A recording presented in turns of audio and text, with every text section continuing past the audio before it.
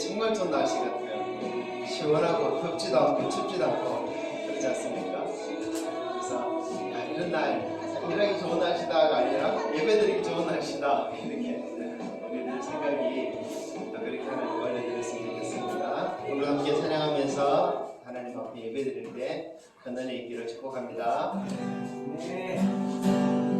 아침에 주의 인자하심을 아침에 주의 인자하심을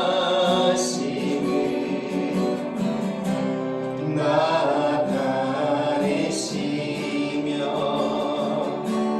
밤마다 주의 성실하심을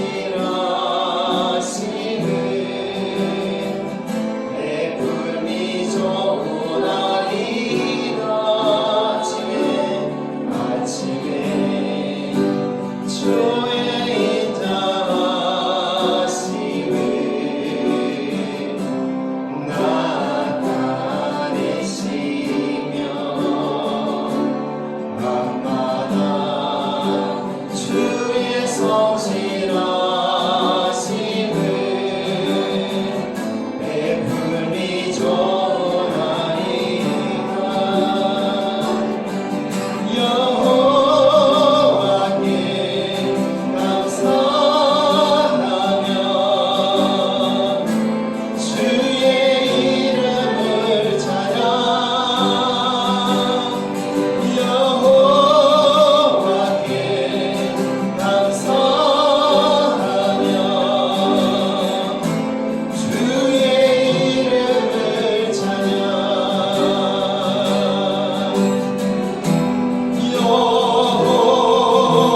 여호와여 주의 행사가 어찌 그리 크신지요. 주의 생각이 심히 깊으시나이다.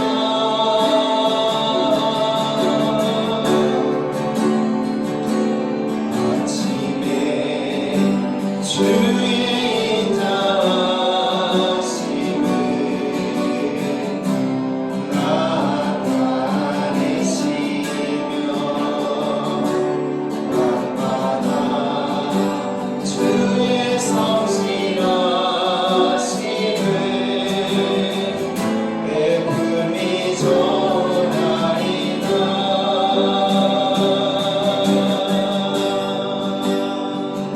아멘.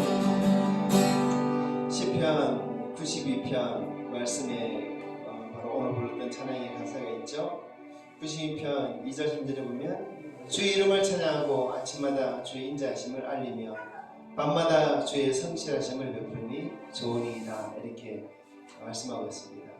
우리가 아침에는 주의 인자하심을 노래하고 밤이 되면 주의 성실하심을 찬양합니다. 주의 인자하심은 아침에 노래하고 주의 성실하심은 밤에 노래합니다. 왜 그러냐면 아침에 딱 일어났을 때 하루 동안에 하나님께 베풀어 주실 그 은혜를 우리가 기대하는 거예요. 또 저녁이 되면 하루 동안 하나님께서 베풀어 주셨던 그 은혜를 생각하고 하나님이 나를 위해서 무슨 일을 하셨는지 그 성실하심을 생각하고 찬양하는 것입니다. 오늘 아침에 주의 인자하심을 찬양하면 오늘 밤에는 하나님이 오늘 하루 동안 베풀어 주신 은혜를 기억하고 그 성실하심으로 찬양하시는 우리 성도들 되기를 바랍니다. 믿음으로 고백합니다.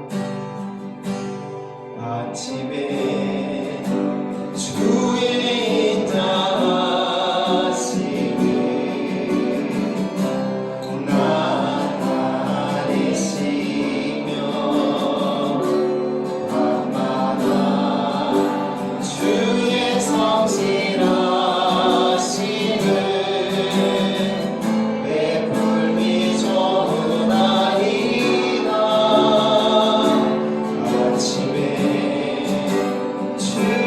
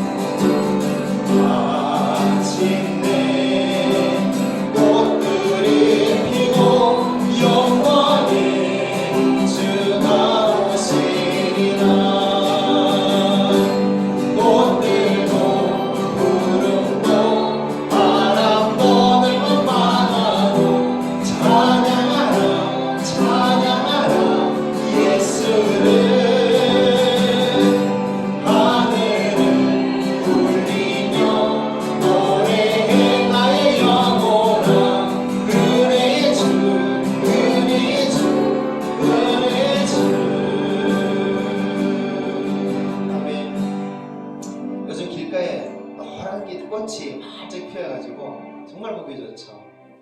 금계국이라는 꽃인데 너무 예뻐가지고 제가 하늘은 두 알은 켜다가 사택 앞에도 심어놓고 교회 앞에도 심어놓고 했는데 이 꽃도 너무 좋은데 새벽마다 교회 기도하러 오다 보면 이 길가에 꽃이 활짝 피어 있잖아요.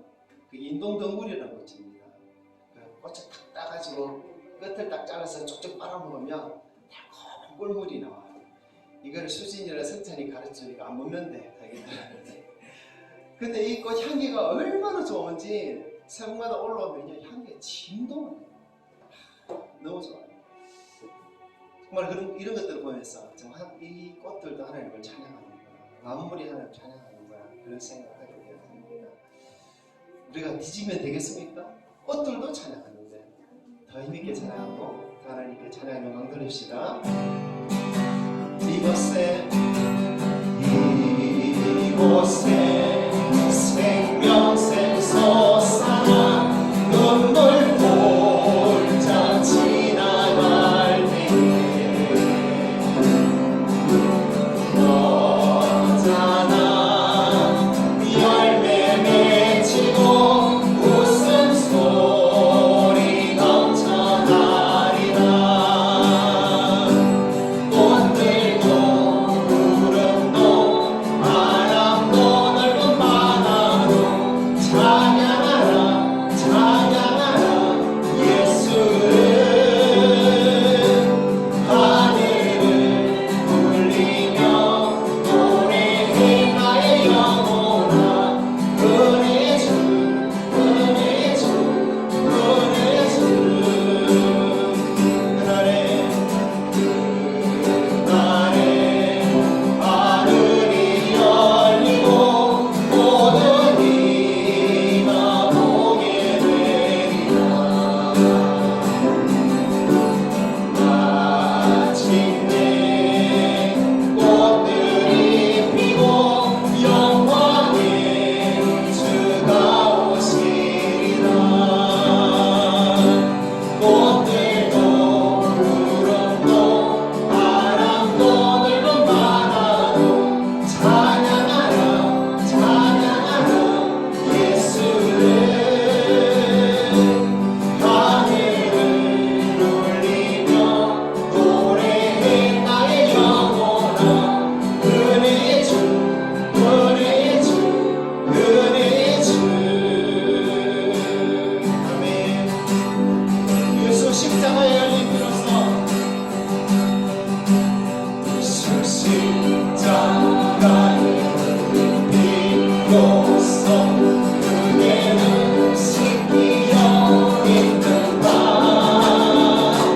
더러운 죄인의 발을 그대는 참지 않은가. 예수의 보혈로 그대는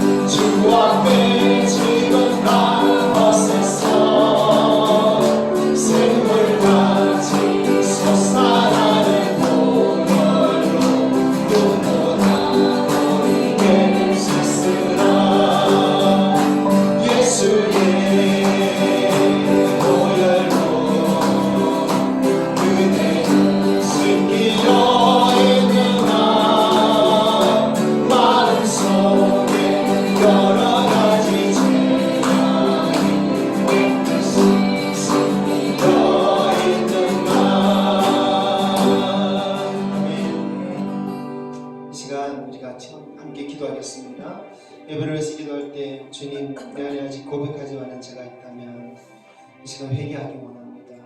내 마음을 정결케 해 주옵소서. 주의 보혈로 씻어 주옵소서. 하나님의 거룩하심 앞에 서게 하옵소서. 우리 예배를 받아 주시옵고 나를 받아 주옵소서. 이곳에 은혜 내려 주옵소서. 함께 기도하겠습니다.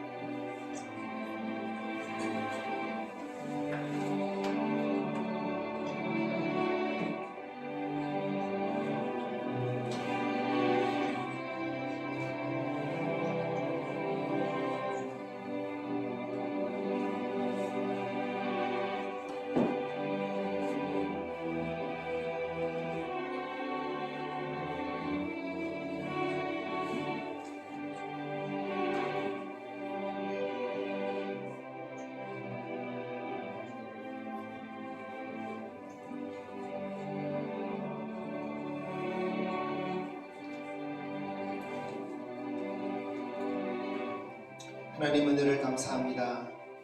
이 아침에 우리가 주의 인자하심을 찬양할 수 있는 마음을 허락해 주시고 이 자리에 나와서 하나님을 예배할 수 있도록 인도해 주셔서 감사합니다. 예수 그리스도의 그 십자가 크신 은혜와 사랑이 있기에 그 보혈이 있기에 우리가 이렇게 하나님 앞에 나와서 은혜를 누리고 예배하는 이 영광 가운데 서게 된 줄 압니다. 하나님 이 좋은 것을 정말 우리 성도들이 놓지 않도록 도와주시고 잃어버리지 않도록 도와주시옵소서.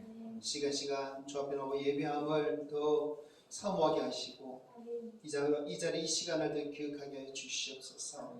또한 시간 무하오니 하나님 더 큰 은혜를 부어주사 우리로 그 영광을 맛볼 수 있는 이 시간 되게 하여 주시기를 구합니다.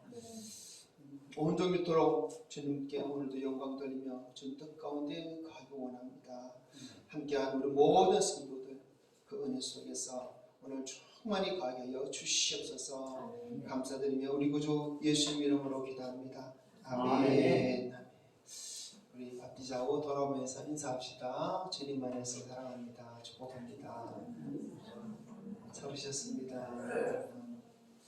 오늘 기중한 손님께서 오셔서 감사합니다. 하나님의 나라 가족이시죠. 제가 처음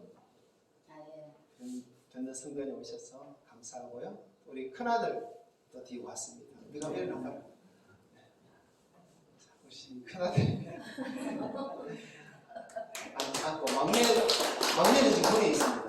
휴가 나오면 뵙고 오겠습니다.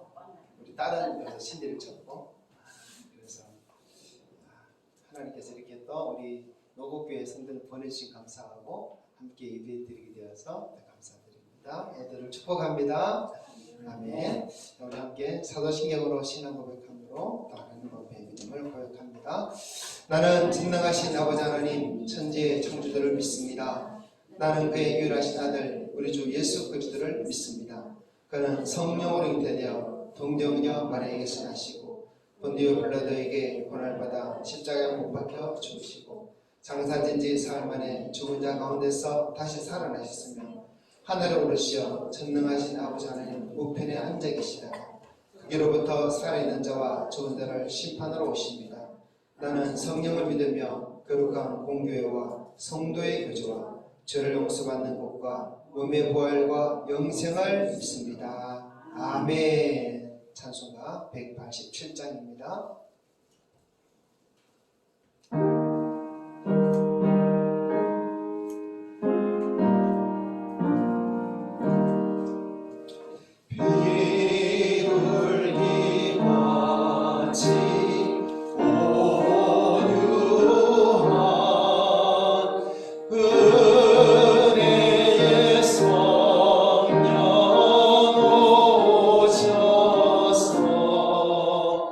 Oh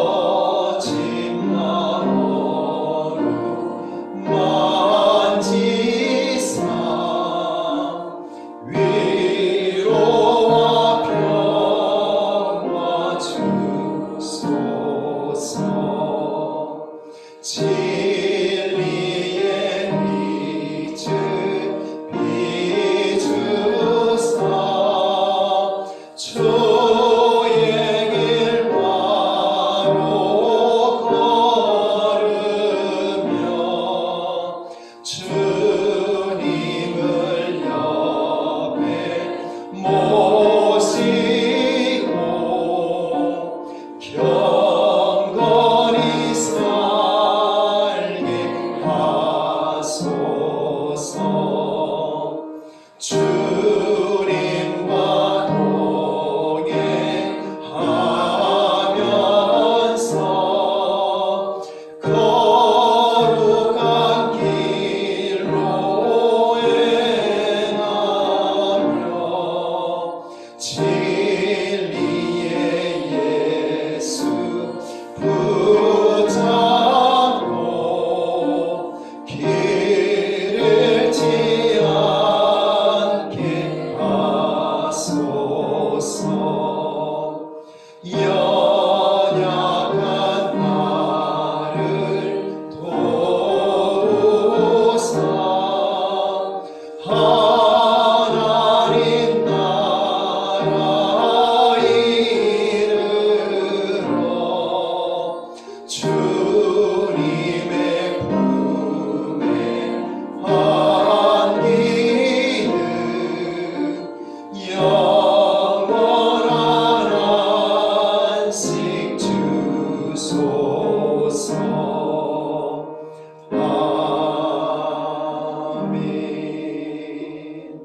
아멘. 이 시간 교독문 같이 하나님 말씀 교독하겠습니다.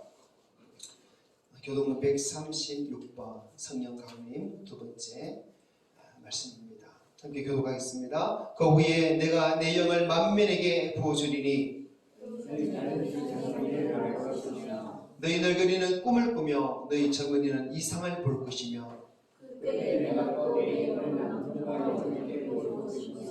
내가 이적을 하늘과 땅에 베풀리니 곧 피와 불과 연기 기둥이라. 해가 어두워지고 달이 핏빛같이 변하려니와 이는 나 여호와의 말대로 시온산과 예루살렘에서 피할 자가 있을 것이며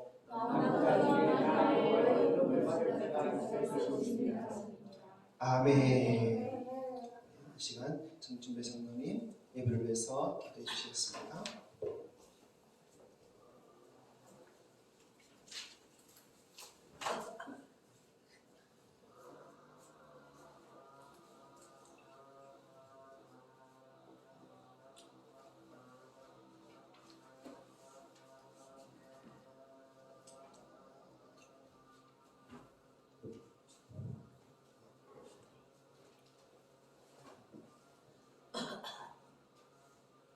오늘도 우리들을 위해서 항상 사랑으로 베푸시는 우리 아버지 하나님, 이 시간 저희들이 몸소 교회에 모여서오니 우리 하나님께서 지켜주시옵소서. 한 주 동안도 우리 주님께서 보살핀 은혜 가운데 무사히 지난 점을 감사드립니다. 오늘도 친히 찾아오셔서 저의 마음을 눈을 열어주시옵소서. 저희들은 한치의 앞을 못 보는 주인들입니다. 그러나 주님의 은혜의 삶을 바라보고 살아가는 저희들, 오늘도 보살펴 주시옵소서. 하나님께서 오늘도 귀한 날 저들에게 주시사오니 더욱더 하나님의 귀한 비밀을 저들에게 낱낱이 듣게 하여 주시길 바라옵나이다. 아버지 하나님, 때는 벌써 5월, 가정이라도 이제 다 갑니다.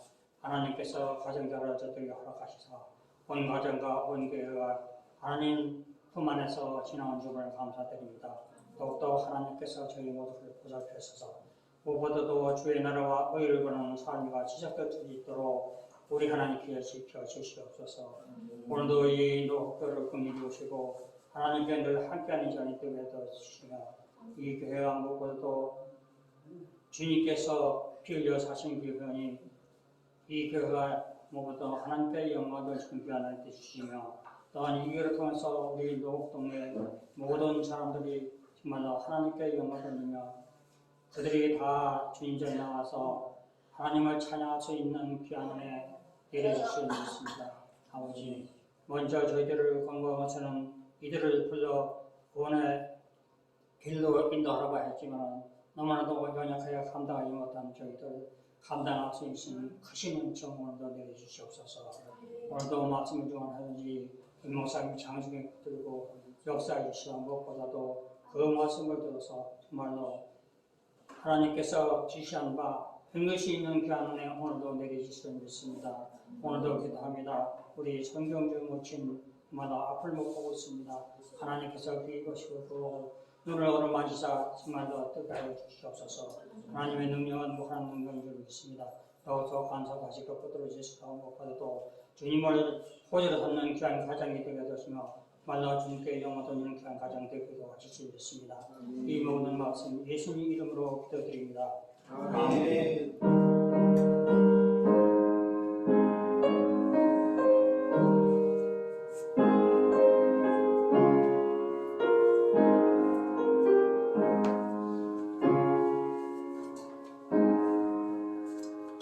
찬송가 85장 하나님 앞에 찬양 드리면서 영광을 드립니다.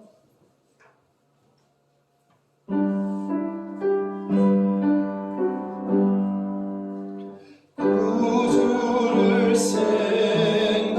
생각만 해도 내 맘이 좋거든. 주 얼굴 배울 때야 얼마나 좋으랴. 만민의 구주 예수의 귀하신 이름은 천지에 있는 이름 주 비할 데 없도다. 참에게 하는 자에게 소망이 되시고 구하고 찾는 자에게 기쁨이 되신다. 예수의 넓은 사랑은 어찌나 말하랴. 저 사랑받은 사랑아 그 사랑 알도다. 사랑의 구주 예수여 내 기쁨 되시고 이제로부터 영원히 영광이 되소서.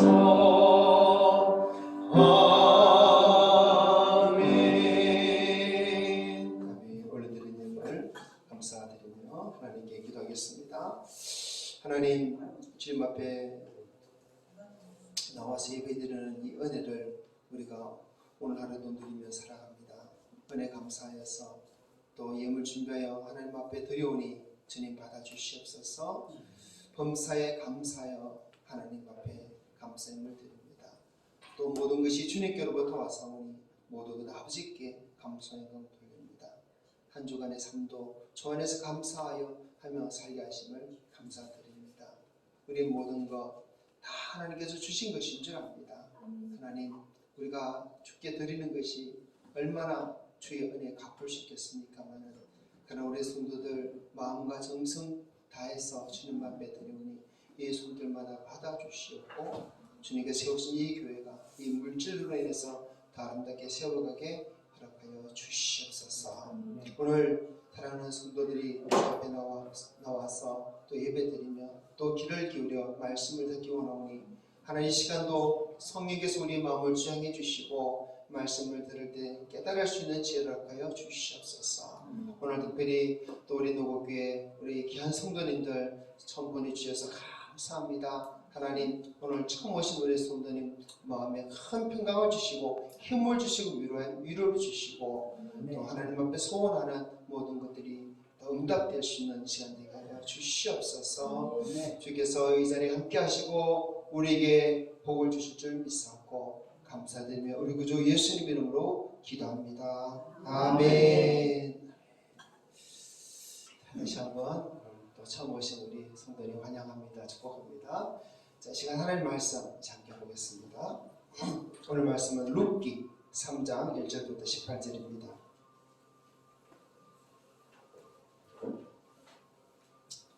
자, 구약 성경입니다. 룻기 3장 1절부터 18절. 자, 좀 길지만 그래도 처음부터 끝까지 한 목소리로 손에서 읽어보겠습니다. 시작. 룻의 시어머니 나오미가 그에게 이르되 내 딸아 내가 너를 위하여 안식할 곳을 구하여 너를 목되게 하여야 하지 않겠느냐. 네가 함께하던 하녀들을 둔 보아스는 너의 친족이 아니냐. 보라 그가 오늘 밤에 타작마당에서 보리를 까불리라. 그런즉 너는 목욕하고 기름을 바르고 의복을 입고 타작마당에 내려가서 그 사람이 먹고 마시기를 다 하기까지는 그에게 보이지 말고 그가 누울 때 너는 그가 눕는 것을 알았다가 들어가서 그의 발치부를 들고 거기 누우라. 그가 내 할 일을 내게 알게 하리라 하니 룻이 시어머니에게 이르되 어머니의 말씀대로 내가 다 행하리이다 하니라. 그가 타작마당으로 내려가서 시어머니 명령대로 다 하니라. 보아스가 먹고 마시고 마음이 즐거워 가서 곡식단 더미의 끝에 눕는지라. 룻이 가만히 가서 그의 발치부를 들고 거기 누웠더라. 밤중에 그가 놀라 몸을 돌이켜 본즉 한 여인이 자기 발치에 누워 있는지라. 이르되 네가 누구냐 하니 대답하되 나는 당신의 여종 룻이오니 당신의 옷자락을 펴 당신의 여종을 덮으소서. 이는 당신이 기업을 물을 자가 때문이다 하니 그가 이르되 내 딸아 여호와께서 내게 복 주시기를 원하노라. 네가 가난하건 부하건 젊은 자를 따르지 아니하였으니 네가 베푼 인애가 처음보다 나중에 더하도다. 그리고 이제 내 딸아 두려워하지 말라. 내가 네 말대로 네게 다 행하리라. 네가 현숙한 여자인 줄을 나의 성읍 백성이 다 아느니라. 참으로 나는 기업을 물을 자이나 기업 물을 자로서 나보다 더 가까운 사람이 있으니 이 밤에 여기서 머무르라. 아침에 그가 기업 물을 자의 책임을 네게 이행하려 하면 좋으니 그가 그 기업 물을 자의 책임을 행할 것이니라. 만일 그가 기업 물을 자의 책임을 네게 이행하기를 기뻐하지 아니하면 여호와께서 살아계심을 두고 맹세하노니 내가 기업 물을 자의 책임을 내게 이행하리라. 아침까지 누워있을지니라 하는지라. 룻이 새벽까지 그의 발치에 누웠다가 사람이 서로 알아보기 어려울 때에 일어났으니 보아스가 말하기를 여인이 타작마당에 들어온 것을 사람이 알지 못하여 할 것이라 하였습니다. 보아스가 이르되 내 겉옷을 가져다가 그것을 펴서 잡으라 하매 그것을 펴서 잡으니 보리를 6번 되어 룻에게 지워주고 성읍으로 들어가니라. 룻이 시어머니에게 하니 그가 이르되 내 딸아 어떻게 되었느냐 하니 룻이 그 사람이 자기에게 행한 것을 다 알리고 이르되 그가 내게 이 보리를 6번 되어주며 이르기를 빈손으로 내 시어머니에게 하지 말라 하더이다 하니라. 이에 시어머니가 이르되 내 딸아 이 사건이 어떻게 될지 알기까지 앉아있으라. 그 사람이 오늘 이 일을 성취하기 전에는 쉬지 아니하리라 하니라. 아멘. 말씀이 재밌죠? 룻기서로 참 재밌습니다. 1장부터 4장까지밖에 안 됩니다. 짧은 글이지만 한편에 아주 재밌는 동화책을 보는 것 같기도 하고 드라마를 보는 것 같기도 하고 참 재밌습니다. 자, 오늘 룻기서에 대한 말씀을 함께 나누겠습니다. 지난 주일에는 성령 강림절을 맞아서 우리가 맥주 감사절이 아닌 성령 강림절을 지켜야 하는 이유에 대해서 말씀을 나누었어요. 그 이유가 세 가지를 보면 첫째는 맥주절이 성령 강림절로 이루어졌기 때문에 구속의 역사를 우리가 깨달아 알기 위해서 맥주 감사절이 아니라 성령 강림절을 지켜야 된다고 그랬어요. 두 번째는 성령 강림절을 시작으로 종말의 때가 시작되기 때문에 성령 강림절을 지킴으로 종말의 준비를 하는 마음을 가져야 된다고 그랬습니다. 세 번째는 성령 강림절을 통해서 성령의 임재가 있고 성령이 이끄시는 교회와 성도가 되기를 더 갈망하는 우리 모습, 우리 교회가 되어야 되기 때문에 그래야 된다라고 말씀을 드렸습니다. 자, 그래서 맥주 감사절보다는 성령 강림들을 지키는 것이 더 성경적입니다. 그래도 사실 오늘날 교회는 성령 강림절보다 맥주 감사절을 지키는 교회들이 더 많습니다. 대부분입니다. 하지만 이것이 성경적이 아니기 때문에 무조건 잘못됐다 이렇게는 말할 수는 없습니다. 다만 기독교가 만들어낸 문화와 전통으로 이렇게 보고 이해하면 될 것 같습니다. 사실 성경에 뭐 어린이 주일이나 어버이 주일은 없잖아. 하지만 우리가 좋은 문화를 만들어 가지고 또 우리 성도들이 신앙생활 잘할 수 있도록 공부하는 것은 필요하기 때문에 그런 편으로 보면 되겠습니다. 하지만 저는 맥주 감사절보다는 성령 감사절을 지켜야 된다고 생각합니다. 왜냐하면 자칫 맥주 감사절 때문에 성령 감사절이 퇴색되기도 하고 하나님의 말씀이 또 오해받을까봐 그런 소지가 충분히 있습니다. 그래서 하나님 구속의 역사가 우리 안에 분명히 드러났기 때문에 유월절을 지키지 않듯이 구약의 맥주절은 우리가 성령 감림절로 지키는 것이 더 당연하다. 저는 그렇게 봅니다. 자, 오늘은 지난주에 맥주절이 아니라 성령 감림절을 지켜야 된다 그랬는데 오늘은 구약의 맥주절의 의미, 또 맥주절이 성령 감림절로 바뀌어진 그런 의미들에 대해서 구약의 룻기서의 말씀을 통해서 한번 살펴보고자 합니다. 하나님 예수 그리스도에서 한 구속의 역사를 구약 성경의 많은 부분에 넣어놨어요. 구약의 첫 번째 성경 창세기부터 마지막 성경 말라기까지 예수님에 대한 이야기를 군데군데 넣어놨습니다. 마치 숨은 그림 찾기 같아요. 또 퍼즐 맞추기 같아요. 숨은 그림 찾기 많이 해봤지 않습니까? 어떤 그림이 어딘가에 호미가 숨어 있어요. 그걸 찾아내야 돼요. 참 재밌죠. 마치 그렇습니다. 근데 오늘 우리가 읽었던 이 룻기서에는 특별히 예수 그리스도를 통한 구속의 역사가 많이 들어있어요. 이것을 발견해내면 참 재밌고 기쁩니다. 그리고 하나님께서 이렇게 일하시구나라고 우리가 더 분명히 알게 되어집니다. 그래서 이 지난주 성령 강림절을 또 맞고 또 이어서 이 룻기 말씀을 가지고 우리 성령 강림절의 그런 의미, 맥주절의 의미를 한 번 더 살펴보는 그런 시간을 가지고자 합니다. 룻기는 이렇게 시작합니다. 룻기 1장 1절 한번 읽어봅시다. 사사들이 치료하던 때 그 땅에 흉년이 되니라. 유다 베들레헴의 한 사람이 그의 아내와 두 아들을 데리고 모압 지방에 가서 거류하였는데 아멘. 자, 룻기는 사사들이 치료하던 때 일어났던 이야기를 기록한 책임 말씀입니다. 그 시대를 사사시대다 이렇게 말을 하죠. 구약의 사사기가 기록되었던 그 시대입니다. 사사시대는 이스라엘 백성들이 애굽에서 해방되어서 광야를 지나고 여호수아 인도로 가나안 땅에 들어가서 살기 시작했던 그 시대를 말합니다. 그래서 여호수아가 죽고 이스라엘의 왕이 일어나기 전까지 약 400년간의 기간을 사사시대다 이렇게 말을 합니다. 룻기에 보면 보아스라는 사람이 나오는데 이 보아스는 마태복음 1장에 예수님의 족보에 등장을 해요. 거기에 보면 보아스는 살몬이 라합에게서 낳은 아들이라고 했어요. 이 라합은 누구냐면 여리고의 기생이었어요. 그래서 여리고 기생 라합이 낳은 보아스가 지금 룻기서에 등장한다는 것은 룻기서의 시대가 이제 사사시대를 시작한 지 아직 100년도 채 되지 않은 그런 때다라는 것을 말씀해 주고 있습니다. 이 사사시대에 대한 모습을 성경은 단 한 절로 우리에게 가르치고 있습니다. 사사기 21장 25절 읽어봅시다. 그때 이스라엘에 왕이 없으므로 사람이 각기 자기의 소견에 옳은 대로 행하였더라. 아멘. 자, 이 사사시대는 사람들이 아직 하나님의 말씀을 제대로 배우지 못했기 때문에 또 여러 가지 제도가 아직 구체적으로 세워지지 않고 왕도 없었기 때문에 사람들은 자기 속에는 옳은 대로 살았다는 거예요. 자기 마음대로 살았다는 것입니다. 하나님의 말씀의 통치가 온전히 이루어지지 않았던 그런 시대였습니다. 이 사사시대 어느 해에 이스라엘에 큰 흉년이 들었어요. 그래서 베들레헴이라는 마을에 살던 엘리멜렉이라는 사람이 있는데 자기 아내 나오미와 두 아들 말론과 기론 두 아들을 데리고 이웃나라 모압으로 이민을 갑니다. 자, 베들레헴이라는 동네에 살았는데 베들레헴은 다윗의 고향이기도 하죠. 베들레헴이라는 이름의 뜻은 빵집이라는 뜻이에요. 근데 흉년이 들어서 빵을 만들 재료가 없으니까 이 빵집이 운영이 되겠습니까? 자, 이것은 어떤 성경이나 어떤 상징을 말합니다. 자, 이스라엘의 기근이 들고 빵집에 빵이 없어서 먹을 것이 없다. 이것은 바로 이스라엘 영적 상태를 말하는 거예요. 당시 이스라엘에는 하나님의 말씀이 없었습니다.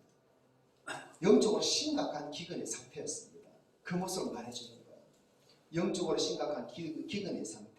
그래서 그런 중에 엘리멜렉과 나오미 가정은 하나님의 은혜를 찾고 구하기보다는 오히려 흉년을 피해서 그동안 살았던 베들레헴 땅을 버리고 이웃나라 모압 땅으로 가버렸습니다.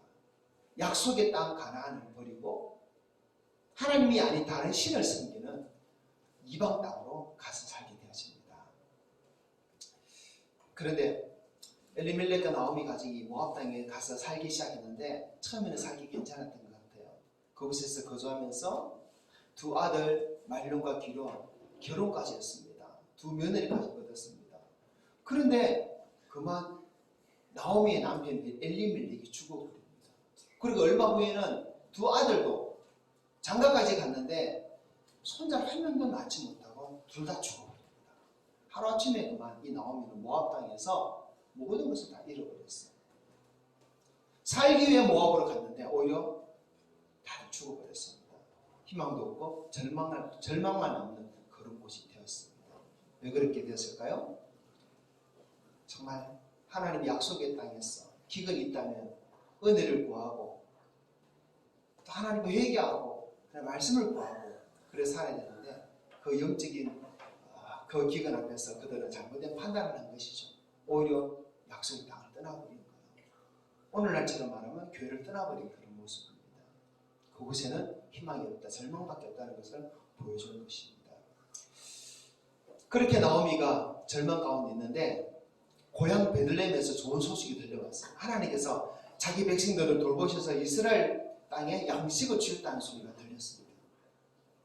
하나님 은혜가 다시 그 땅에 임했다는 것이에요. 그래서 나오미가 고향 베들레헴으로 다시 돌아가려고 합니다. 그리고 길을 나서려는데 두 며느리가 나오미를 따라오려고 합니다. 두 며느리 이름 무엇입니까? 오르바와 루십니다. 나오미가 두 며느리를 붙들고 이렇게 말해요. 너희들은 아직 젊다. 그리고 모압 사람이다.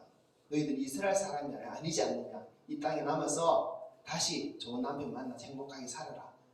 그렇게 나오미가 권을 보내줘요. 그런데 그 말을 듣고 오르바는 나오미의 말을 듣고 모압 땅에 남았는데 룻은 끝까지 자기 시어머니를 따라가겠다는 겁니다. 그래서 나오미가 그 룻을 데리고 자기 고향 땅 베들레헴으로 돌아옵니다. 그리고 베들레헴에서 살게 되는데 결론적으로 어떻게 됩니까?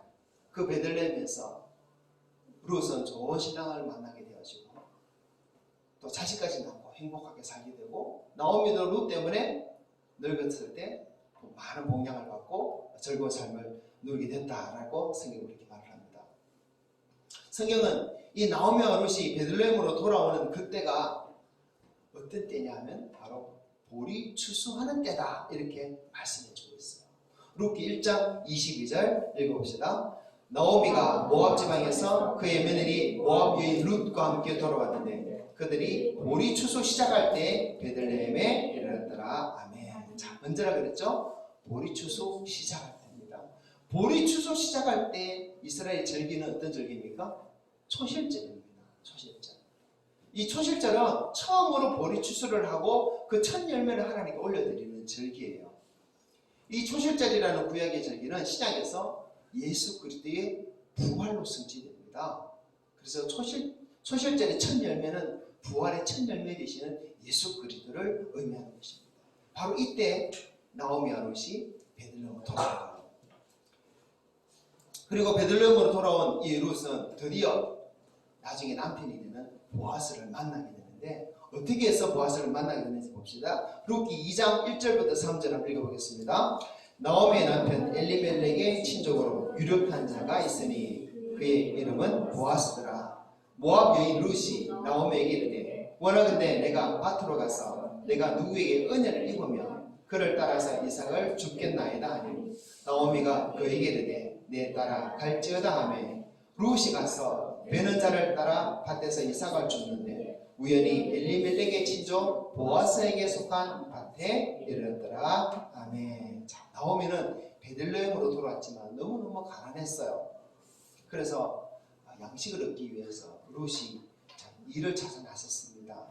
마침 그때가 보리 추수를 하는 때라서 유대인들은 보리를 추수하면 이삭은 주우면 안 된다라는 법이 있습니다. 그래서 이삭을 주우러 갔어. 이삭을 주워서 그걸 탈곡해서 먹고 살기 위해 갔습니다. 어찌 보면 참 거짓골이 된 것이죠. 그런데 그 룻에게 아주 놀라운 일이 일어나죠. 룻이 보리 이삭을 주우러 들어간 밭이 보아스라는 사람의 밭입니다. 이 보아스는 엄청난 부자였고 또 친족 중에 한 명이었어요. 근데 이 보아스가 룻을 보고는 너무 귀히 여겨가지고 보리 추수가 끝날 때까지 이 보아스의 밭을 떠나지 말고 그 밭에서 계속 보리 이삭을 주우면서 먹고 살아라는 겁니다. 또 그뿐 아니라 룻이 보아스의 밭에서 이삭을 줍는 데 있어서 아무 불편함이 없도록 배려도 해주고 이렇게 룻에게 친절을 베풀어 줍니다. 그래서 룻은 보리 추수가 마칠 때까지 보아스의 보리밭에서 이삭을 주우면서 그렇게 살게 됩니다. 먹을 걱정 안 하고 은혜를 누리며 살게 됩니다. 여러분, 보리 추수를 시작할 때가 초실절이라 그랬어요. 그럼 보리 추수를 마칠 때는 어떤 절기입니까? 맥추절입니다. 그때가. 룻과 보아스 이야기는 교회와 예수님 이야기예요. 룻이 만난 보아스는 부활하신 예수님을 상징합니다.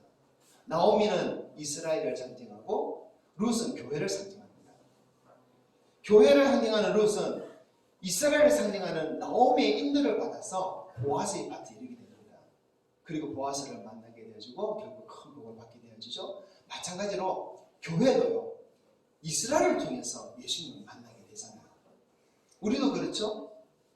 이스라엘이 가지고 있는 그 성경으로 인해서 이스라엘 민족으로 태어나신 그 예수 그리스도를 통해서 우리는 구원의 자리에 서게 되는 것입니다. 나오미가 아니었다면 룻은 보아스를 만날 수 없었겠죠. 마찬가지예요. 우리 교회도 유대인들이 아니라면, 이스라엘이 아니라면 예수님을 만날 수 없고 예수님을 알 수도 없었을 것입니다. 그래서 이 룻의 인생에 나오미가 얼마나 고맙겠습니까? 마찬가지입니다. 우리 교회도 유대인들과 이스라엘이 참 고맙다고 여겨져야 됩니다. 그리고 성경도 그들을 위해서 기도하라고 이렇게 말씀하고 있습니다. 자, 계속해서 룻기 말씀 봅시다. 룻기 3장 1절부터 5절입니다. 함께 읽습니다. 룻의 시어머니 나오미가 그에게 이르되 내 딸아 내가 너를 위하여 안식할 곳을 구하여 너를 복되게 하여 하지 않겠느냐. 네가 함께하던 하녀들을 둔 보아스는 우리의 친족이 아니냐. 보라 그가 오늘 밤에 타작마당에서 보리를 까불리라. 그런즉 너는 목욕하고 기름을 바르고 의복을 입고 타작마당에 내려가서 그 사람이 먹고 마시기를 다 하기까지는 그에게 보이지 말고 그가 누울 때 너는 그가 눕는 것을 알았다가 들어가서 그의 발치 이불을 들고 거기 누우라. 그가 네 할 일을 내게 알게 하리라 하니 룻이 시어머니에게 이르되 어머니의 말씀대로 내가 다 행하리이다 하니라. 아멘. 자, 말씀을 보니까 이 룻의 시어머니 나오미는 보리 추수가 끝나고 타작을 하는 날에 룻이 보아스가 만날 수 있도록 만나서 두 사람이 한 몸이 될 수 있기를 지금 바라고 있습니다. 그래야 룻이 인생이 회복되지고 꽃길이 되기 때문이라고 이렇게 나오면 이렇게 생각합니다. 그래서 그 보리 타작을 하는 그날에 룻으로 하여금 보아스를 만날 수 있는 방법을 가르쳐줘요. 그리고 보아스의 마음에 들도록 어떻게 합니까? 목욕도 하고 기름도 바르고 또 의복도 깨끗한 것을 입고 보아스를 만나러 가라. 이렇게 또 가르쳐주죠. 바로 룻이 보아스의 아내가 될 수 있는 방법을 가르쳐준 거예요. 그런데 이 말을 들은 룻은 또 나오미가 시키는 대로 다 그렇게 하겠다고 그렇게 합니다. 자, 그래서 어떻게 됐을까요? 자, 3장 6절부터 9절 계속 읽어봅시다. 그가 타작마당으로 내려가서 시어머니 명령대로 다 하니라. 보아스가 먹고 마시고 마음이 즐거워 가서 곡식 단tum에 끝에 눕는지라. 롯이 가만히 가서 그의 발치이불을 들고 거기 누웠더라. 밤중에 그가 놀라 몸을 돌이켜본즉 한 여인이 자기 발치에 누워있는지라. 이르되 네가 누구냐 하니 대답하되 나는 당신의 여종 룻이오니 당신의 옷자락을 펴 당신의 여종을 덮어소서. 이는 당신이 기업을 물을 자가 됨이니이다 하니. 아멘. 자, 보아스가 추수를 마치고 타작을 하고 나서 배불리 먹고 마시고 타작마당 함께 내서 자고 있습니다. 그런데 자다 보니까 웬 여자가 자기 이불을 덮고 같이 누워있는 것을 발견하게 됩니다. 얼마나 놀랐을까요? 누군지 보니까 나오미의 며느리 모압 여인 룻입니다. 그런데 이 룻이 보아스에게 한 가지 요청을 해요. 어떤 요청을 합니까? 9절에 보면 당신의 옷자락을 펴 당신의 여종을 덮어소서 이렇게 말하는 거예요. 이게 무슨 말이냐면 나는 당신의 아내가 되기 원합니다. 나를 안아주세요. 이런 뜻이에요. 그런데 이렇게 말하면서 한마디 더 하죠. 왜냐하면 당신이 바로 나의 기업을 물을 자가 되기 때문입니다. 이렇게 말합니다. 기업 물을 자. 여러분, 기업을 물을 자라는 말을 우리 성도님들은 꼭 알았으면 좋겠습니다. 성경에서 굉장히 중요한 말이에요. 기업 물을 자라는 말은 히브리어로 고엘이라는 말이고, 이 고엘이라는 제도를 말하는데, 구약 유대인들은 땅을 하나님께 받았기 때문에 반드시 그 땅을 후손이 없으면 형제나 일가 친척에게 물려줘야 한다는 그 규례가 있어요. 그 땅은 절대로 팔지를 못하겠습니다. 근데 팔더라도 다시 그 땅을 회복할 수 있는 제도를 주셨어요. 근데 만약 그 땅을 팔았을 때 자기가 돈이 없다거나 또 어떤 문제 때문에 이 땅을 팔게 되었을 때 그 땅이 자기 형제나 자기 친척에게 다시 돌아가야 되잖아요. 그런데 그 형제나 친척이 그 땅을 그 땅에 대해서 그 사람을 위해서 그 땅을 사줘야 되고 회복시켜줘야 되는 그런 권리가 있어요. 그것을 고엘 또는 기업물을 주다라는 그런 의미입니다. 그러기 위해서 어떻게 해야 될까요? 땅값도 줘야 되죠. 그리고 때로는요, 그 사람들이 종으로 팔렸다면 돈을 주고 팔린 그 사람에게 돈을 주고 다시 신분도 회복시켜줘야 돼요. 그리고 또 남편이 죽고 해서 후사가 없다면 그 미망인을 과부를 자기 아내로 맞아줘서 또 아들까지 낳게 해줘야 됩니다. 이것이 기업 물을 자가 가진 의무이고 책임입니다. 고엘이라는 제도예요. 쉽지 않아요. 그래서 때로는 그렇게 하다 보면 자기 기업에 손해도 나기 때문에 자기 가정에 문제도 생기기 때문에 그렇게 하기를 싫어하는 사람도 있고 그렇습니다. 지금 룻은 보아스에게 당신이 기업 물을 자기 때문에 그 일을 행해달라는 거예요. 그러면 내가 당신의 아내가 되어주겠다라는 것입니다. 그리고 또 먼저 나를 당신의 아내로 취하고서 당신이 이 기업 물을 이 책임을 다해달라 이런 뜻이겠죠. 그런데 그날 밤 보아스는 룻에게 자신이 바로 그 기업 물을 자의 책임과 의무를 지겠다고 약속을 합니다. 즉 나오미의 잃어버린 땅도 회복해주고 또 룻의 남편도 되어주겠다는 그 약속을 하는 거예요. 10절 11절 한번 봅시다. 같이 읽습니다. 그가 이르되 내 딸아 여호와께서 내게 복 주시기를 원하노라. 네가 가난하건 부하건 젊은 자를 따르지 아니하였으니 네가 베푼 인애가 처음보다 나중에 더하도다. 그리고 이제 내 딸아 두려워하지 말라. 네가 네 말대로 내게 다 행하리라. 네가 현숙한 여자인 줄을 나의 성읍 백성이 다 아느니라. 아멘. 자, 룻은요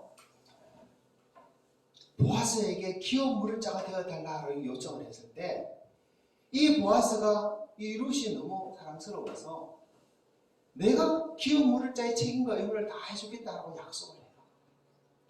그리고 룻은 이 보아스의 약속을 믿고 집으로 돌아갑니다. 또 보아스도 기업 물을 자의 책임을 다하고 그리고 룻을 자기 아내로 맞이하기 위해서 또 보아스도 자기 할 일을 하러 갑니다. 이 룻기 3장에서 룻이 보아스와 만나서 서로 남편과 아내가 되기로 약속을 주고받은 그날, 기업 물을 자의 책임과 의무를 다하겠다고 약속한 그날, 자, 그날이 언제냐? 바로 보리 타작을 마치고 이 타작마당에서 잔치를 했던 그날입니다. 바로 오늘날 맥추절에 해당하는 그날이에요. 정확히 맥추절이다 이렇게 보기는 어려울 수도 있겠지만 바로 맥추절의 의미가 있는 그날입니다. 그래서 이스라엘은 지금까지도 맥추절이 되면 이 룻기를 읽어요. 모든 유대인들이 회당에 모여가지고 룻기를 계속 읽습니다. 한 번만 읽는 게 아니라 계속 읽어요. 이것이 맥추절의 전통입니다. 근데 우리는 이 룻기에 나오는 룻과 보아스가 교회의 예수님의 상징이기 때문에 그런 의미를 읽지만은 유대인들은 전혀 그런 의미도 모르면서 맥주절하고 룻기는 상관이 있다 싶어서 그냥 계속 룻기를 맥주절로 부르는 것입니다. 근데 이 룻기 속에 참 얼마나 하나님의 놀라운 구속의 역사가 들어있는지 참 그들은 모르는 거예요. 하지만 우리는 압니다. 그래서 맥주절이 되면 이 룻기서를 한 번 더 읽어볼 필요가 있고 또 공부할 필요가 있습니다. 자, 보아스의 옷자락 안에 들어갔던 룻은 그날부터 보아스의 아내가 되기를 약속을 했어요. 그리고 보아스는 룻의 남편이 되어줄 것을 약속을 했습니다. 여러분, 이것은 무엇을 의미합니까? 룻은 성도 또는 교회를 의미합니다. 그리고 룻이 처음 이삭 죽기를 하고 만났던 그 보아스는 부활하신 예수 그리스도를 의미합니다. 그리고 룻이 타작마당에서 다시 만난 보아스는 예수 그리스도 보내신 또 다른 보혜에서 성령님을 의미한다고 봐요. 맥주절은 구속사에서 무엇으로 성취되었습니까? 성령 강림절로, 성령님이 오신 날로 이미 성취가 되었습니다. 그리스도인은 성령을 받았기 때문에 예수 그리스도의 신부가 된 것이에요. 신부가 되는 약속을 받은 것이에요. 그래서 성령 임함으로 말미암아 바로 예수 그리스도 신부가 되겠다는 그 약혼을 한 것과 마찬가지인 것입니다. 그리고 성령을 받은 그리스도인과 교회는 그리스도의 신부가 되기 위해서 신랑 되시는 예수님이 오실 때까지 예수님 맞을 준비를 하고 살아야 됩니다. 그리고 예수님이 다시 오시면 그날에 그리스도의 신부로서 결혼식을 하게 되어지고 이제 그리스도의 신부가 아니라 그리스도의 아내가 되는 것이에요. 룻기를 보면 얼마 후에 룻은 보아스의 아내가 됩니다. 하지만 아직은 아니죠. 룻이 보아스의 약속을 받았다고 해서 당장 보아스의 아내가 되는 것이 아닙니다. 보아스가 룻을 위해서 기업 물을 자의 책임을 다 행하고 와야 되는 거예요. 보아스가 먼저 룻 집안에 나오미 집안에 잃어버린 그 땅을 회복시켜 줘야 되는 거예요. 되찾아 줘야 되는 거예요. 그리고 돌아와야지 룻을 아내로 취할 수 있습니다. 그때 비로소 룻이 보아스의 아내가 되는 거예요. 나오미 집안은 10여 년 전에 베들레헴을 떠나면서 그 땅을 다 팔아버리고 갔던 것 같습니다. 그렇기 때문에 그 땅을 이제 다시 회복하기 위해서는 땅을 사갔던 사람을 보아스를 찾아가 만나야 되고 합당한 또 값을 치르게 흥정도 해야 되고 또 그 전에 이 나오미 집안 이 집안의 기업을 무르는 사람들 중에 친척들 중에 룻보다 먼저 이 기업 무를 자의 책임을 가진 사람이 있는데 그 사람을 만나서 그 사람이 먼저 기업 물을 것을 먼저 말을 해줘야 돼요. 하지만 그 사람이 물지 않으면 자기가 기업을 물겠다. 이런 과정을 거쳐야 되는 것입니다. 그래서 보아스는 그때부터 룻과 약속을 할 때부터 보아스는 바쁩니다. 무엇을 하기 위해서? 이 기업 물을 자의 책임을 다하기 위해서. 또 그때부터 또 룻은 어떻게 합니까? 보아스가 그 책임을 다하고 돌아와서 자기를 아내로 맞아주기까지 이 룻은 보아스를 기다려야 됩니다. 다른 남자를 만나지 않고 기다려야 되는 것입니다. 14절 15절 우리 한번 말씀 볼까요? 자, 읽어봅시다. 룻이 새벽까지 그의 발치에 누웠다가 사람이 서로 알아보기 어려울 때 일어났으니 보아스가 말하기를 여인이 타작마당에 들어온 것을 사람이 알지 못하여 할 것이라 하였습니다. 보아스에게 이르되 내 겉옷을 가져다가 그것을 펴서 잡으라 하며 그것을 펴서 잡으니 보리를 6번 되어 룻에게 지어주고 성읍으로 들어가니라. 아멘. 자, 재밌는 것은요, 이 보아스가 밤중에 룻이 자기 발치에 누워있는 것을 발견했지만은 룻을 바로 집으로 돌려보내지 않습니다. 야, 나 빨리 집에 가. 여기서 들키면 큰일 나. 그런 말을 하지만은 집을 안 돌려보내요. 언제 돌려보냅니까? 새벽이 됐어요. 돌려보내요. 새벽까지 뭘 했을까요? 두 사람이 콜콜 코를 걸면서 잠을 잤을까요? 절대 안 그랬겠죠. 아마 두 사람은 그 새벽에 오기까지 또한 많은 이야기를 할 것 같습니다. 보아스는 룻을 위해서 내가 기업 물을 자 책임을 이렇게 다 행해주겠다. 약속한다. 내 약속을 믿고 는 나를 기다려라. 끝까지 기다려라. 조금 때가 늦을 수 있겠지만 내가 돌아올 때까지 기다려야 된다. 약속을 주신 거예요. 룻은 어떻게 했을까요? 보아스 이야기를 들으면서 내가 기다리겠습니다. 다른 남자 만나지 않겠습니다. 그런 약속을 또 하면서 둘은 많은 이야기를 서로 나누었겠죠. 이야기를 통해서 서로 신뢰가 깊어갔을 것입니다. 또 사랑도 삭혔을 것입니다. 그리고서 새벽녘이 되어졌어요. 헤어지는데 헤어질 때 보아스가 룻을 그냥 보내지 않습니다. 보리를 6번 되어서 보냅니다.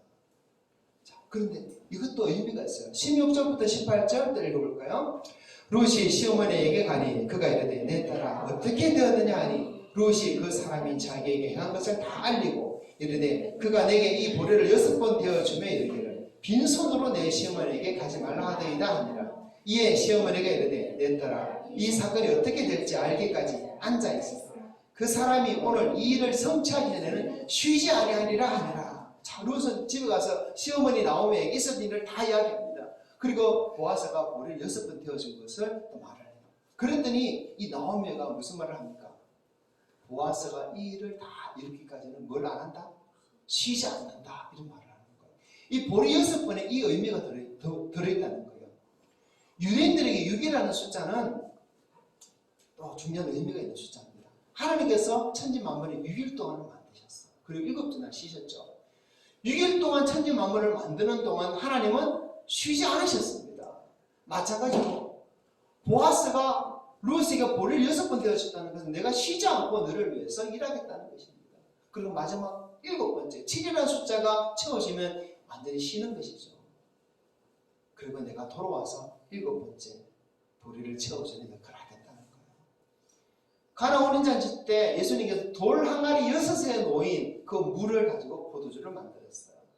사람들은 그 포도주를 마시고 좋아했지만 그들이 누렸던 그 즐거움과 안식은 참된 안식이 아니었어요. 마지막 7번째 포도주는 무엇입니까? 예수님의 피로 세운 새 언약의 포도주입니다. 그것을 마실 때 비로소 완전한 안식이 주어지는 거예요. 6이라는 숫자가 바로 그런 의미가 있어요. 그래서 보아스는 보리를 6번 태워줬던 것입니다.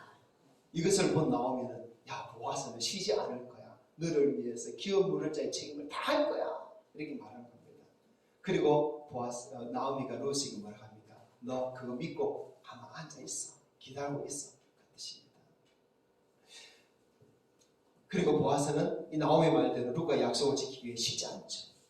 사장에 그 보아스의 모습이 기록되어 있어요. 보아스는 그 약속을 이루기 위해서 베들레헴 성문에 가서 자기보다 먼저 기업 물을 자에 자기 있는 사람을 만납니다. 그리고 보아스가 그 사람이 말합니다. 당신이 먼저 그 집안의 기업 물을 책임 있는 사람이기 때문에 이렇게 그 집안의 기업을 물어라.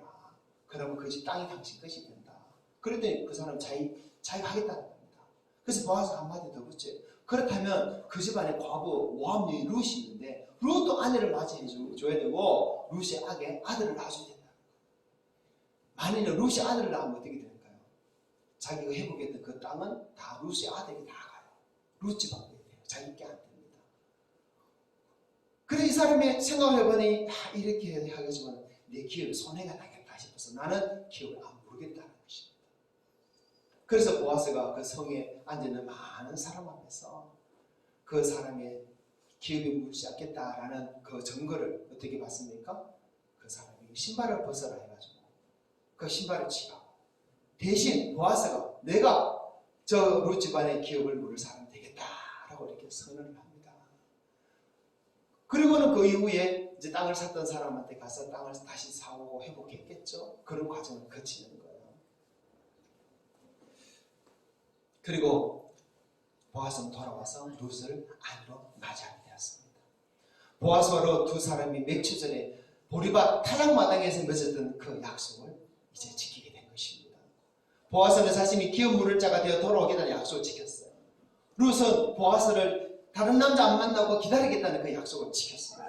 얼마나 시간이 흘렀는지 그건 우리가 알지 못해요. 아무튼 많은 시간이 좀 흘렀겠죠. 그리고 이후에 룻은 보아스로 인해서 아들도 낳고 행복하게 살았습니다. 그리고 나오미는 룻 때문에 노년에 또 즐거움 누리면서 살았습니다. 맥주절 보리 수술 때 일어났던 룻과 보아스의 이야기는 오순절에 신약교회에 임하신 성령 강림 사건을 그대로 예표해줍니다. 예수님은 교회를 위해서 오순절에 성령을 보내주셨습니다. 그리고 성도인 우리는 예수 그리스도의 것으로 성령의 인침을 받게 되어집니다. 예수 그리스도의 신부가 되는 약속을 받았다는 것입니다. 바로 룻이 보아스에게 약속을 받은 것 같이. 에베소서 1장 13절 읽어볼까요? 그 안에서 너희도 진리의 말씀과 너희의 구원의 복음을 듣고 그 안에서 또한 믿어 약속의 성령을 인치심을 받았으니. 4장 30절입니다. 하나님의 성령을 근심하지 말라. 그 안에서 너희가 구원의 날까지 인치심을 받았느니라. 아멘. 하지만 성도는 아직 예수 그리스도 신부로 온전하게 되지 않았어요. 예수님 오셔야 됩니다. 오셔서 결혼식 불러야 됩니다. 보아스가 다시 돌아와서 결혼식을 해야 신부가 되는 것과 같은 이치입니다. 그리스도의 신부의 교회는 예수님이 다시 오실 때, 그때 결혼을 통해서 그리스도의 아내가 됩니다. 예수님이 다시 오시면 우리는 공중에서 주님 영접하게 되어지고 영광의 혼인잔치에 들어가게 되고, 그리고 비로소 그리스도의 아내가 되어서 이 땅에서 주와 함께 왕노릇하게 될 것이다. 성경이 그렇게 가르칩니다. 그러므로 교회 성도는 예수님 다시 오실 때까지 룻이 보아스를 기다렸던 그 마음처럼 예수님 기다려야 돼요. 룻이 다른 남자 안 만나고 보아스를 기다렸던 것처럼 우리는 우리 몸과 마음과 영혼을 거룩하게 지켜야 돼요. 데살로니가전서 5장 23절입니다. 읽어봅시다. 평강의 하나님이 친히 너희를 온전히 거룩하게 하시고 또 너희의 온 영과 혼과 몸이 우리 주 예수 그리스도께서 강림하실 때 흠없게 보존되기를 원하노라. 아멘. 주님 다시 오실 때까지 성도는 이렇게 살아야 돼요. 주님 다시 오실 때까지 교회는 이 모습을 가지고 살아야 돼요. 룻이 보아스를 기다리는 마음, 그 마음으로, 그 모습으로 살아야 되는 것입니다. 보아스가 룻에게 보리 6대를 태워주면서 이 일을 성취하기까지 쉬지 않겠다는 것처럼 우리 주님도 우리를 신부로 맞이하기 위해 다시 오실 때까지 쉬지 않으실 거예요. 천국에서 지금도 우리를 데려가기 위해서 열심히 일을 하고 계실 것입니다. 어떤 일을 하고 계실까요? 요한복음 14장 1절부터 3절 읽어봅시다. 너희는 마음에 근심하지 말라. 하나님을 믿으니 또 나를 믿으라. 내 아버지 집에 갈 것이 많도다. 그렇지 않으면 너희에게 이르시리라. 내가 너희를 위하여 거처를 예배하러 가노니 가서 너희를 위하여 거처를 예배하며 내가 다시 와서 너희를 내게로 응접하여 나 있는 곳에 너희도 있게 하리라. 아멘. 주님은 우리를 위해서 지금도 일하고 계십니다. 쉬지 않으십니다. 그리고 다시 오실 것입니다. 그러므로 여러분, 성령 강림절은 어떤 날입니까? 교회가 그리스도의 신부가 될 것을 약속한 날이에요. 성령께서 임하신 그 날만을 기념하는 날이 아니라 신랑 되신 주님께서 다시 오실 그 날을 기다리는 날이 바로 성령 강림절이라는 것이에요. 성령 강림절을 맞아 성도는 그 예수님이 다시 오신다는 약속을 붙들고 살아야 되는 것입니다. 그 약속을 붙들고 있는지 점검해야 되는 거예요. 얼마나 예수님이 약속하신 그 말씀 붙들고 살고 있는지 우리 자신을 돌아봐야 되는 것이에요.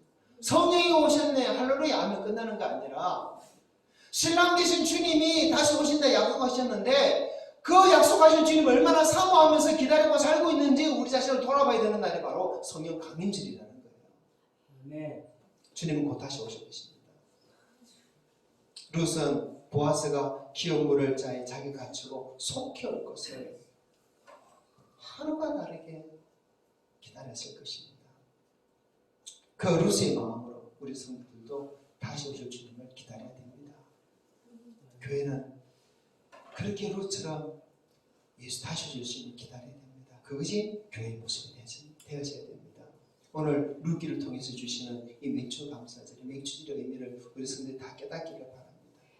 네. 그리고 이 맥주들이 성령 강림절이라는 것을 알 때 이 성령 강림절에 우리는 어떤 모습을 갖춰 있는지 다 깨닫는 성도 되시기 바랍니다. 그래서 다시 오실 주님을 더 기다리는 마음이 가득하기를 바라고 다시 오실 주님을 더 사모하는 우리 성도들이 되기를 바랍니다. 이 말씀이 우리 모든 성도들의 삶 속에 더 은혜로 함께하기를 축복합니다. 아멘.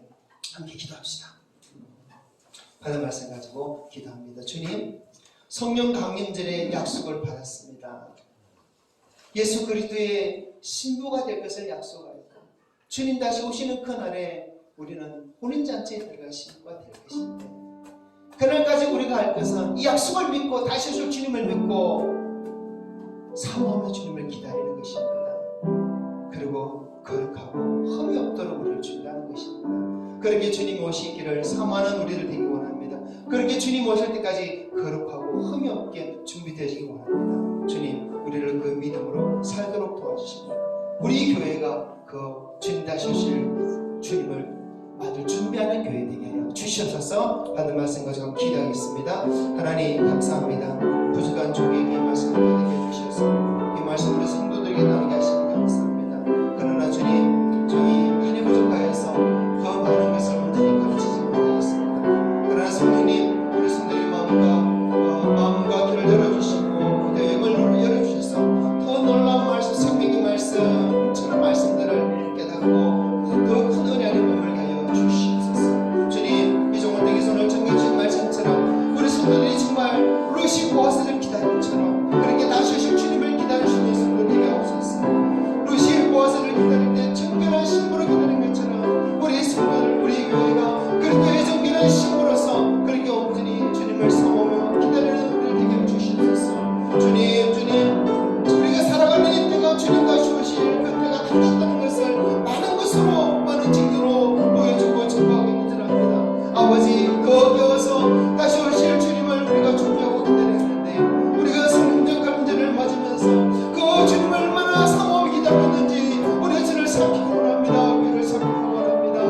그래서 다시 오실 그 주님을 향한 갈망과 사모함과 기다림을 우리 속에 새기고 그 모습을 회복하기 원합니다. 하나님, 그 믿음으로 설 수 있도록 인도하여 주시고 모든 성도들이 그 사모함을 가지고 주님 앞에 서는 날을 기다려 주시옵소서. 이 말씀이 우리 모든 성도들과 우리 교회에 온전히 이루어지게 하여 주시옵소서. 하나님 감사합니다. 루기를 통해서 맹초들의 깊은 의미들을 가르쳐 주시니 감사합니다. 성령님 강림절의 의미들을 가르쳐 주시니 감사합니다. 루시 보아스를 사모함으로 기다렸던 것처럼 우리 또한 그렇게 다시 오실 예수님을 사모하며 기다리는 우리 모든 성도, 우리 교회 되기 원하오니 하나님 인도하여 주시옵소서. 주님 오실 때가 다 됐다는 것을 세상의 많은 징조를 통해서 우리에게 들려주고 보여주고 있는데 여전히 주님 오심을 우리가 사모하지 못하고 기다리지 못하고 정결한 신부로 준비되지 못한 모습이지는 않습니까? 하나님, 성령 강림절을 맞아 우리가 다시 오실 주님을 다 사모하며 기다리는 또 그 모습을 또 만들어가는 우리 교회 온 성도들에게 인도하여 주시옵소서. 네. 그래서 주님 다시 오신 그날에 아무도 외면받지 않고 다 그리스도의 정결한 신부로서 그렇게 혼인잔치에 들어가는 성도가 되게 하여 주시옵소서. 말씀 감사하고 우리 구주 예수님 이름으로 기도합니다. 아멘. 찬송가 546장 찬양합니다.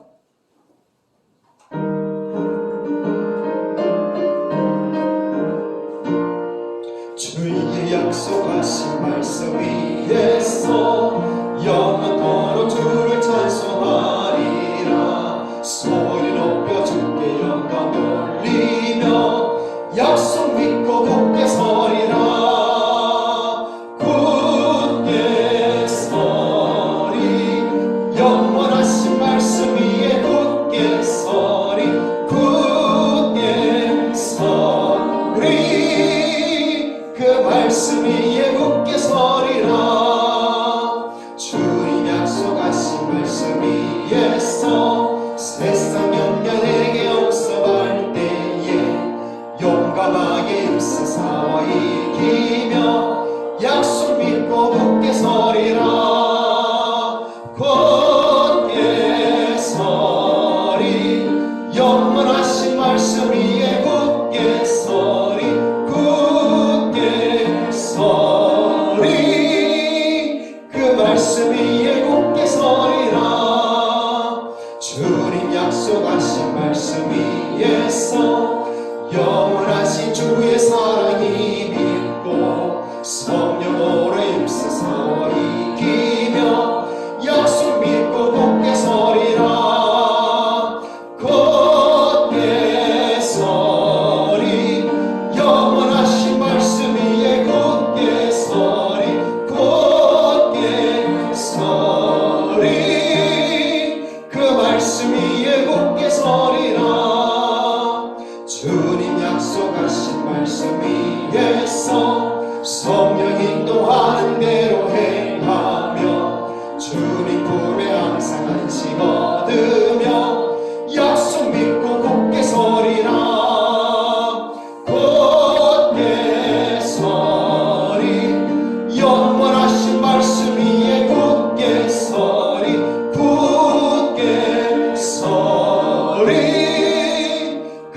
말씀 위에 굳게 서리라.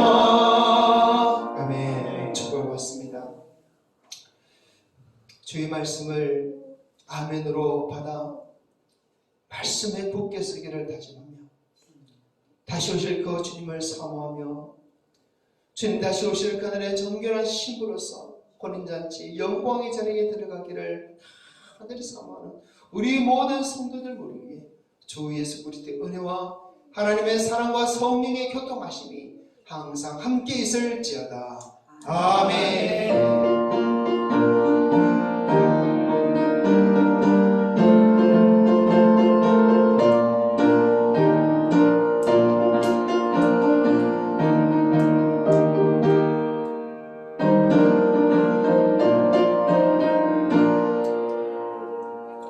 할렐루야. 하나님께 영광을 돌립니다.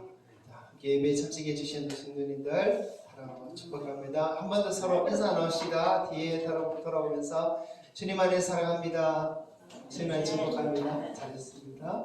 식사하시고 교제하시고 함께 주님 안에서 더 유익한 시간 나눴으면 좋겠습니다. 감사합니다. 광고는 주보를 참조해 주시기 바랍니다. 이제 마치겠습니다.